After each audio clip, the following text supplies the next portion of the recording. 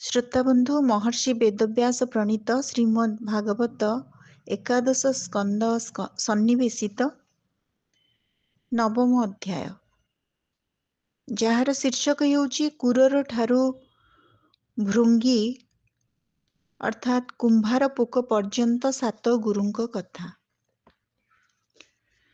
ଅବଧୂତ ଦତ୍ତାତ୍ରେୟ କହିଲେ, ମନୁଷ୍ୟମାନେ ସେମାନଙ୍କର ପ୍ରିୟ ବସ୍ତୁ ସଂଗ୍ରହ ପରିଗ୍ରହ କରିଥାନ୍ତି। ସେହି ସଂଗ୍ରହ ପରିଗ୍ରହ ହିଁ ସେମାନଙ୍କର ଦୁଃଖର କାରଣ ହୋଇଯାଏ। କିନ୍ତୁ ଯେ ଅକିଞ୍ଚନ ଓ ଅପରିଗ୍ରହୀ, ସେ ହିଁ ବିଦ୍ୱାନ ଏବଂ ସେ ହିଁ ଆନନ୍ଦ ଅନୁଭବ କରନ୍ତି। ତେଣୁ କଲ୍ୟାଣକାମୀ ମନୁଷ୍ୟ ସଂଗ୍ରହଠାରୁ ଦୂରରେ ରହିବା ଉଚିତ। ବିଶେଷ ଦ୍ରଷ୍ଟବ୍ୟ ଯେ କୁରର ପକ୍ଷୀର ଦୃଷ୍ଟାନ୍ତ ଦେଇ ସେ କହିଲେ, ଗୋଟିଏ କୁରର ପକ୍ଷୀକୁ କୌଣସି ଏକ ସ୍ଥାନରେ ଖଣ୍ଡେ ମାଂସ ମିଳିଗଲା।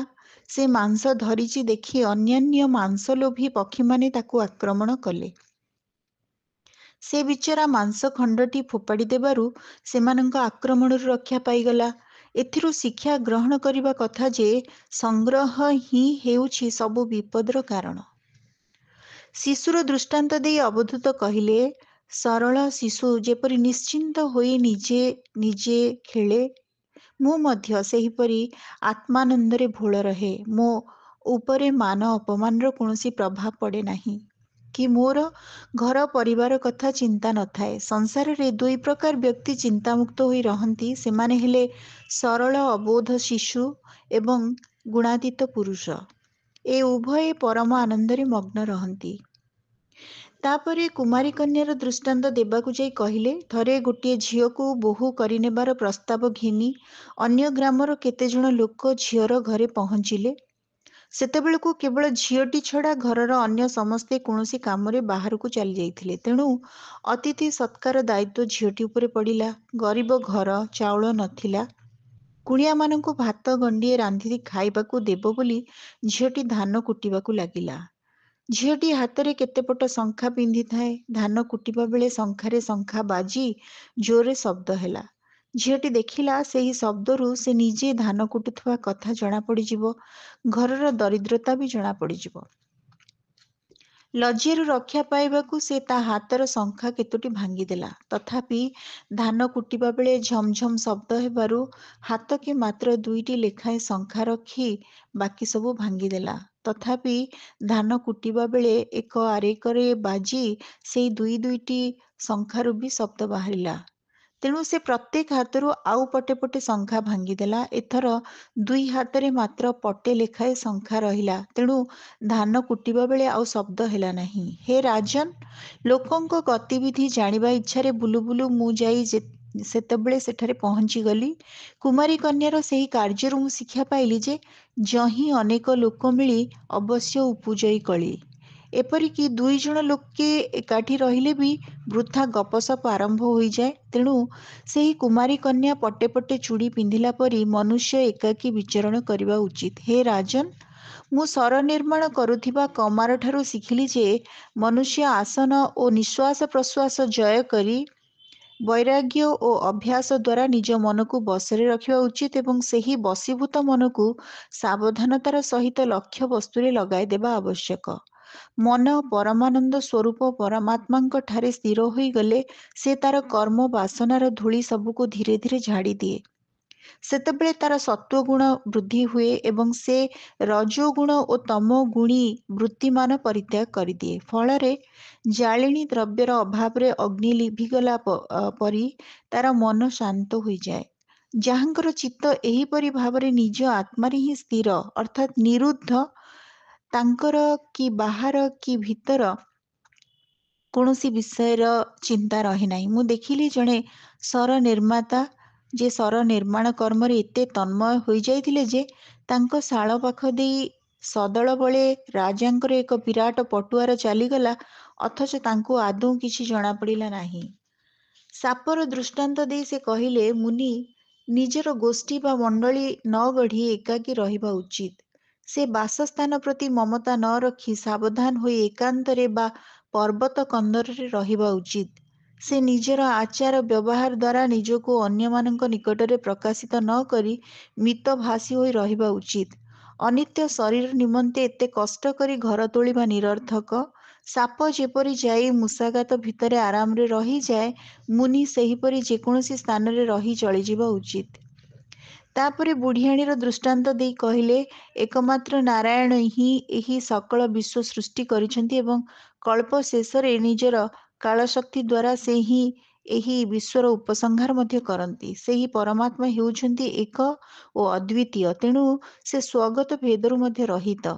ଏପରି ଭାବରେ ସେହି ପରମାତ୍ମା ହେଉଛନ୍ତି ଅଖଣ୍ଡ ଓ ଅଦ୍ୱିତୀୟ। ସେ ହେଉଛନ୍ତି ସବୁରି ଆଶ୍ରୟ ସ୍ୱରୂପ, ସେ ସ୍ୱୟଂ ନିଜର ଆଧାର। ସେହି ଆଦିନାରାୟଣ ଭଗବାନ ହେଉଛନ୍ତି ପ୍ରକୃତି ଓ ପୁରୁଷ ଉଭୟର ନିୟାମକ।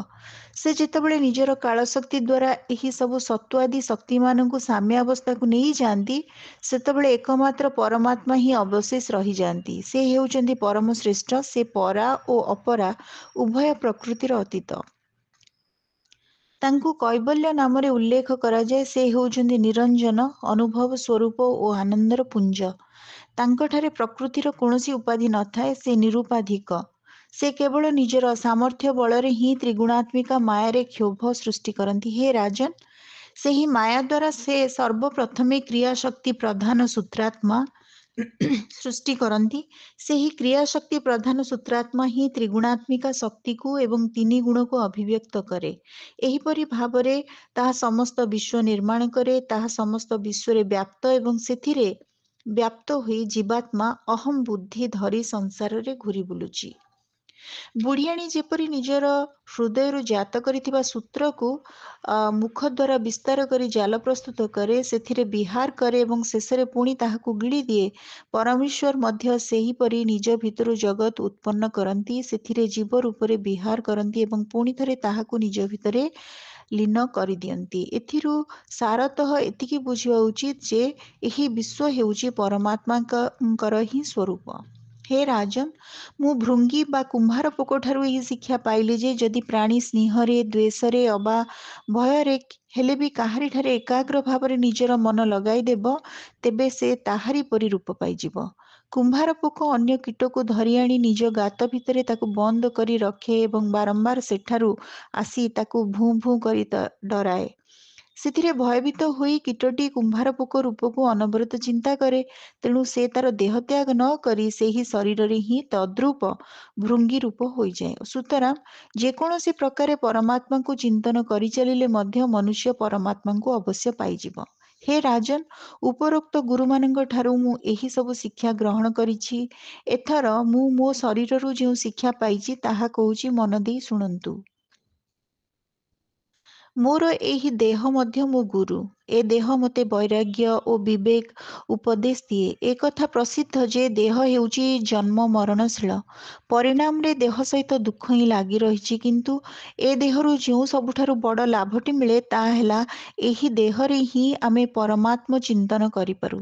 ଏହା ନିଃସନ୍ଦେହ ଯେ ଏ ଦେହକୁ ଦିନେ ବିଲୁଆ କୁକୁର ଖାଇଯିବେ, ତେଣୁ ଏହା ଆମର ନୁହେଁ, ଅନ୍ୟମାନଙ୍କର। ସେଥିପାଇଁ ମୁଁ ଏ ଦେହ ପ୍ରତି ମଧ୍ୟ ଅସଙ୍ଗ ହୋଇ ବିଚରଣ କରୁଛି। ମନୁଷ୍ୟ ଏ ଦେହରେ ସ୍ତ୍ରୀ, ପୁତ୍ର, ଧନ ସମ୍ପଦ, ପଶୁ, ଭୃତ୍ୟ, ଘରଦ୍ୱାର, ବନ୍ଧୁବାନ୍ଧବ ବଢ଼ାଇ ସେଥିରୁ ସୁଖ ପାଇବାର ଇଚ୍ଛା ରଖେ। ତେଣୁ ସେମାନଙ୍କୁ ପାଳି ପୋଷି ବହୁ କଷ୍ଟରେ ଧନ ସମ୍ପଦ ସଞ୍ଚୟ କରେ। କିନ୍ତୁ ବୃକ୍ଷ ଯେପରି ବୀଜ ଉତ୍ପନ୍ନ କରି ନଷ୍ଟ ହୋଇଯାଏ, ଏ ଦେହ ଆଗାମୀ ଜନ୍ମ ପାଇଁ ବୀଜ ପ୍ରସ୍ତୁତ କରି ନିଜେ ନଷ୍ଟ ହୋଇଯାଏ। ଦେହ ବିନଷ୍ଟ ହୋଇଗଲେ ମଧ୍ୟ ଜୀବର ଦୁଃଖ ନାଶ ହୁଏ ନାହିଁ। ସେ ଜନ୍ମ ମୃତ୍ୟୁର ଚକ୍ରରେ ପଡ଼ି ଘୁରୁଥାଏ। ସଉତୁଣୀମାନେ ଯେପରି ତାଙ୍କର ବହୁପତ୍ନୀକ ସ୍ୱାମୀକୁ ନିଜ ନିଜ ଆଡ଼କୁ ଆକର୍ଷଣ କରି ତାର ସର୍ବନାଶ କରିଦିଅନ୍ତି, ଇନ୍ଦ୍ରିୟମାନେ ସେହିପରି ଦେହାଭିମାନୀ ଜୀବକୁ ନିଜ ନିଜର ବିଷୟ ଆଡ଼କୁ ଆକର୍ଷିତ କରି ତାର ପତନ ଘଟାନ୍ତି। ଏପଟେ ଜିହ୍ୱା ଆକର୍ଷଣ କରେ ତ ସେପଟେ ତୃଷ୍ଣା ଦୁଃଖ ଦିଏ। ପୁଣି ଆଉ ଏକ ପଟେ ଜନନେନ୍ଦ୍ରିୟ ସମ୍ଭୋଗ ପାଇଁ ଅଥୟ କରି ପକାଏ। ଏହାଛଡ଼ା ଚର୍ମ, ଉଦର, କର୍ଣ୍ଣ ପ୍ରତ୍ୟେକ ଜୀବକୁ ନିଜ ନିଜର ବିଷୟ ଆଡ଼କୁ ଟାଣି ନିଅନ୍ତି। ନାକ ସୁଗନ୍ଧ ଆଡ଼କୁ ଟାଣେ ତ ଚଞ୍ଚଳ ନୟନ ସୁନ୍ଦର ରୂପ ଦେଖିବାକୁ ଟାଣେ। ଏପରି ଭାବରେ ଦେହାଭିମାନୀ ଜୀବକୁ କର୍ମେନ୍ଦ୍ରିୟ ଓ ଜ୍ଞାନେନ୍ଦ୍ରିୟ ଉଭୟ ନିଜ ନିଜ ବିଷୟ ଆଡ଼କୁ ଟାଣି ହଇରାଣ କରନ୍ତି। ଭଗବାନ ନିଜର ଅଚିନ୍ତ୍ୟ ଶକ୍ତି ମାୟା ଦ୍ୱାରା ପ୍ରଥମେ ବୃକ୍ଷ, ସରୀସୃପ, ପଶୁପକ୍ଷୀ, ପତଙ୍ଗ, ମତ୍ସ୍ୟ ଆଦି ଅନେକ ପ୍ରକାର ଯୋନିର ପ୍ରାଣୀ ସୃଷ୍ଟି କଲେ, କିନ୍ତୁ ସେଥିରୁ ତାଙ୍କୁ ସନ୍ତୋଷ ମିଳିଲା ନାହିଁ। ତେଣୁ ସେ ମନୁଷ୍ୟକୁ ସୃଷ୍ଟି କଲେ। ମନୁଷ୍ୟକୁ ଏଭଳି ବୁଦ୍ଧି ମିଳିଛି ଯାହା ବଳରେ କି ସେ ବ୍ରହ୍ମ ସାକ୍ଷାତକାର କରିପାରେ। ମନୁଷ୍ୟକୁ ସୃଷ୍ଟି କରି ପ୍ରଭୁ ବିଶେଷ ଆନନ୍ଦିତ ହେଲେ। ମନୁଷ୍ୟ ଶରୀର ଅନିତ୍ୟ ହୋଇଥିଲେ ମଧ୍ୟ ଏହା ଅତ୍ୟନ୍ତ ଦୁର୍ଲଭ। ଏହା ବହୁ ଜନ୍ମ ପରେ ଭଗବାନଙ୍କର ଅସୀମ କୃପାରୁ ମିଳିଛି। ଏହି ଶରୀର ଦ୍ୱାରା ପରମ ପୁରୁଷାର୍ଥ ସ୍ୱରୂପ ପରମାତ୍ମା ମିଳିପାରନ୍ତି। ଏପରି ଅମୂଲ୍ୟ ମନୁଷ୍ୟ ଜନ୍ମ ମିଳିଛି ମାନେ ମୃତ୍ୟୁ ବା କାଳ ଆସି ଏହାକୁ କବଳିତ କରିଦେବା ପୂର୍ବରୁ ଶୀଘ୍ର ଶୀଘ୍ର ଭଗବତ୍ ପ୍ରାପ୍ତି ରୂପୀ ପରମ ଲାଭ ପାଇବାକୁ ଚେଷ୍ଟା କରିବା ଉଚିତ। ଏଥିରେ ହିଁ ମନୁଷ୍ୟର ମନୁଷ୍ୟତା ନିହିତ। କାରଣ ବିଷୟ ଭୋଗ ତ ସବୁ ଯୋନିରେ ମିଳିପାରିବ। ତା ପଛରେ ଧାଇଁ ନିଜର ଅମୂଲ୍ୟ ସମୟ ନଷ୍ଟ କରିବା ଉଚିତ ନୁହେଁ। ହେ ରାଜନ୍, ଏପରି ବିଭିନ୍ନ ଶିକ୍ଷା ପାଇ ମୋର ବୈରାଗ୍ୟ ଜାତ ହୋଇଗଲା ଓ ମୋ ଅନ୍ତଃକରଣରେ ବିଜ୍ଞାନର ଆଲୋକ ଖେଳିଗଲା। ମୁଁ ବର୍ତ୍ତମାନ ଅହଙ୍କାର ତ୍ୟାଗ କରିଦେଇ ସ୍ୱଚ୍ଛନ୍ଦରେ ଭୂତଳରେ ବିଚରଣ କରୁଛି। ରାଜନ୍, କେବଳ ଗୁରୁଙ୍କଠାରେ ଯଥେଷ୍ଟ ଜ୍ଞାନ ହୋଇପାରେ ନାହିଁ କି ସୁଦୃଢ଼ ବୋଧ ହୋଇପାରେ ନାହିଁ। ନିଜ ବୁଦ୍ଧି ବଳରେ ମଧ୍ୟ କିଛି ବିଚାର କରିବା ଆବଶ୍ୟକ। ବାସ୍ତବରେ ଦେଖିବାକୁ ଗଲେ ଏକମାତ୍ର ଅଦ୍ୱିତୀୟ ବ୍ରହ୍ମଙ୍କ ବିଷୟରେ ହିଁ ଋଷିମାନେ ଅନେକ ପ୍ରକାର ବର୍ଣ୍ଣନା କରିଛନ୍ତି। ତେଣୁ ତୁମେ ନିଜେ ବିଚାର ନ କଲେ ବ୍ରହ୍ମର ବାସ୍ତବିକ ସ୍ୱରୂପ ବିଷୟରେ ଜାଣିପାରିବ କିପରି? ଭଗବାନ ଶ୍ରୀକୃଷ୍ଣ କହିଲେ, ପ୍ରିୟ ଉଦ୍ଧବ, ଗଭୀର ବୁଦ୍ଧି ଦତ୍ତାତ୍ରେୟ ରାଜା ଯଦୁଙ୍କୁ ଏପରି ଉପଦେଶ ଦେବାରୁ ଯଦୁ ତାଙ୍କୁ ପୂଜା କରି ବନ୍ଦନା କଲେ। ତାପରେ ରାଜାଙ୍କ ଠାରୁ ଅନୁମତି ନେଇ ଅବଧୂତ ଦତ୍ତାତ୍ରେୟ ପ୍ରସନ୍ନ ଚିତ୍ତରେ ସେଠାରୁ ଚାଲିଗଲେ। ଆମ ପୂର୍ବଜମାନଙ୍କର ମଧ୍ୟ ପୂର୍ବଜ ରାଜା ଯଦୁ ଦତ୍ତାତ୍ରେୟଙ୍କର ଏ କଥା ଶୁଣି ସମସ୍ତ ଆସକ୍ତି ପରିତ୍ୟାଗ ପୂର୍ବକ ସମଦର୍ଶୀ ହୋଇଗଲେ। ତାଙ୍କରି ଭଳି ତୁମେ ମଧ୍ୟ ଆସକ୍ତି ପରିତ୍ୟାଗ କରି ସମଦର୍ଶୀ ହୋଇଯିବା ଉଚିତ। ଇତି ଶ୍ରୀମଦ୍ ଭାଗବତେ ମହାପୁରାଣେ ପରମହଂସ୍ୟାಂ ସଂହିତାୟାମ୍ ଏକାଦଶ ସ୍କନ୍ଧେ ନବମୋଧ୍ୟାୟ ସମାପ୍ତ। ଶ୍ରୋତା ବନ୍ଧୁ, ଆଜି ଆମେ ଶ୍ରୀମଦ୍ ଭାଗବତର ନବମ ଅଧ୍ୟାୟ ଶୁଣିଲେ। ପରବର୍ତ୍ତୀ ଅଡ଼ିଓରେ ଦଶମ ଅଧ୍ୟାୟ ଆମେ ଶୁଣିବା, ଯାହାର ଶୀର୍ଷକ ରହିବ ଲୌକିକ ତଥା ପାରଲୌକିକ ଭୋଗମାନଙ୍କର ଅସାରତା ନିରୂପଣ। ଆଜିର ଅଡ଼ିଓ କେମିତି ଲାଗିଲା ଆପଣମାନଙ୍କର ମତାମତ ଅପେକ୍ଷାରେ ରହୁଛି। ଧନ୍ୟବାଦ।